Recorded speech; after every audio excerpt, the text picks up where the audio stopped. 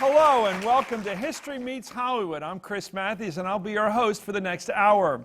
The connection between movies and history is as old as movies themselves, from D.W. Griffith's Birth of a Nation to National Treasure, Book of Secrets. The people that make the movies have found many a good story in the history books. Joining me to discuss the history media connection are, well, a lady who herself is a fusion of history and media, Dr. Olivia O'Connell. She's chief historian for the History Channel. A man who oversees a different blending of history, education, and entertainment, Jim Reese. He's executive director of George Washington's Mount Vernon Estate and Gardens. A gentleman who's currently seen on ABC's General Hospital and as Wolfgar in the new movie Beowulf, actor Sebastian Roche. He portrays George Washington in the film We Fight to Be Free, which is shown here at Mount Vernon.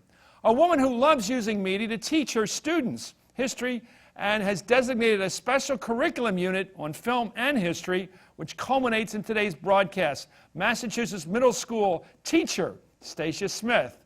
Let's get right to the topic today. People often complain that Hollywood is only interested in making money, that producers don't care about history. Is this true, or is it really more of a symbiotic relationship? Historical films are not always successful, as John Turteltaub reminds us all. Movies that focus on historical events aren't necessarily successful. A lot of them just flop. Some of them do really well. When we were getting ready to do National Treasure, most people said that movie will fail. Audiences don't want to see a bunch of history. The Revolutionary War period is boring. Don't do it. Nobody likes historical movies. I didn't believe that. Jerry Bruckheimer didn't believe that. And we turned out to be right. I think if you present something in an interesting way, it's interesting. It's rarely the subject itself, it's how it's presented. That's a lesson to you teachers. And so if you are giving drama to historical events, they're interesting. But a movie just for the sake of telling a historical story, well, that's just boring. You have to find out how it's relevant to lives today. Jim, what do you think about this? I mean, here we are at Mount Vernon, which you oversee, and you run it. It's an educational place, but movies as a place to learn. I just watched National Treasure Part 1, the first movie last night. It is exciting. It does bring people into the Declaration of Independence. It brings you in at the Liberty Bell and Independence Hall. It reminds you how all these amazing things are right in our face in this country. Well, you know, we get 1 million people a year to Mount Vernon. We're the #1 historic site in America.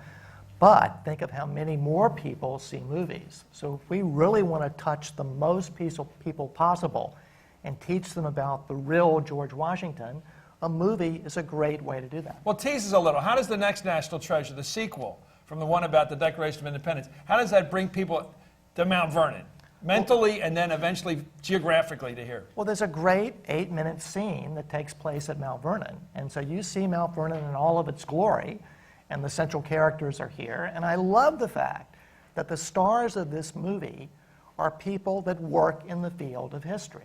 I mean, they are attractive, sexy, dynamic, exciting people, and they have jobs like mine. So all of a sudden, I can see people applying for jobs at Mount Vernon like they never have before. So let me put this together. George Washington, wooden teeth, and sexy. How's that work? Well, you don't have to put them right together, but they're all interesting. Speaking of George Washington, we have the guy who plays him here. There you are, Sebastian There I Roche. am, yeah. This guy is a great George Washington. And I have a great set of wooden teeth. So what do you think about movies? You made this great short film we show here at Mount Vernon, which is fabulous, and you really are George Washington. And how's that put it together? And you're also in General Hospital. Yes, I know. After doing George Washington, I ended up on General Hospital, which is a kind of a different medium. I'm a general, general, but not George Washington. I'm General Hospital. But no, I mean, the interesting thing for me, I've done a lot of period movies. I mean, due to my accent, as you can hear, my heritage is French and British, and I've done a lot of revolutionary movies, and I find it fascinating. I mean, it is a fascinating way to approach history. Dr. O'Connell, let me ask you about the question. It's a lot of these kids, and I always learned history by seeing movies like Lawrence of Arabia or Casablanca about World War II, and I learned about the cowboys from cowboy movies, and they don't always get it right historically. Is that okay? Is that a way to get to the truth, to get some fiction first and then find your way to the truth that way? Yeah, I think that Hollywood creates these very exciting tents that welcomes people in. It says, these are some really exciting things that took place. Here's some great scenery. Here's some great drama. We're going to bring you in, from an historian's point of view, as a former teacher and somebody who works on documentaries. I welcome the interest that films create for young people, for adults, gets them excited about the concept, brings them in, then maybe they're ready, well, I want to learn a little bit more. Is this really true? Is this what happened?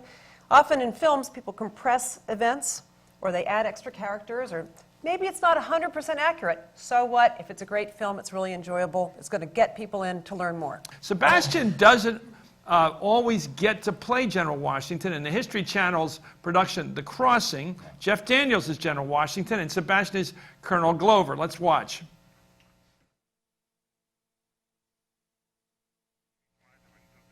Okay, we're going to stick with that. We're not going to see that. We're going to see one more scene here. Let's take another scene of Sebastian, because we were talking about his dancing and all that stuff, and what a great dancer he was. Well, here he is at a dance with his future wife, Martha.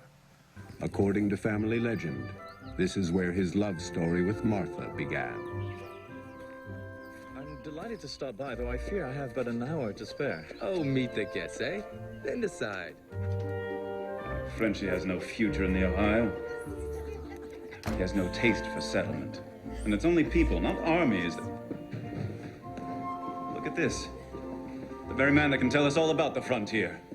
Where on earth did you find him, brother? Rushing to Williamsburg to offer Governor Dinwiddie all the details, Thomas. Oh, but you must tell us first, Colonel. Let the man breathe, Thomas. Mrs. Chamberlain. Ladies, how very gracious of you to receive me. The grace is yours, if you can satisfy my husband's curiosity. Mrs. Custis, may I present Colonel George Washington, our dear friend, Martha Dandridge Custis. Your servant, madam. I knew of your late husband and thought well of him. I thank you, sir. Were men that special in those days? That polite, that genteel? Yes. Did they really talk like that? Oh, I think they did, but the sparks were flying. You could feel the passion. Love at first sight. In a very gentlemanly way, of course. Okay, well, a bigger question. Why did you want to be Washington? Well, you know, it was a great challenge. I mean, to play such an extraordinary man. I mean, especially coming where I come from. I mean, I would think that any American would want to play Washington, but I didn't really know much about Washington himself. But once I started reading about him, I got more and more excited. I mean, it was... But you knew about it from Europe, right? I did know about it from Europe, yes, a lot. And I had done also Liberty, the American Revolution, which is where I played the Marquis de Lafayette. You see, I played every historical character in the book. And I had heard of, you know... You only play generals, right? Yes, yes, of course. Kind of like Fred No one lower than Colonel.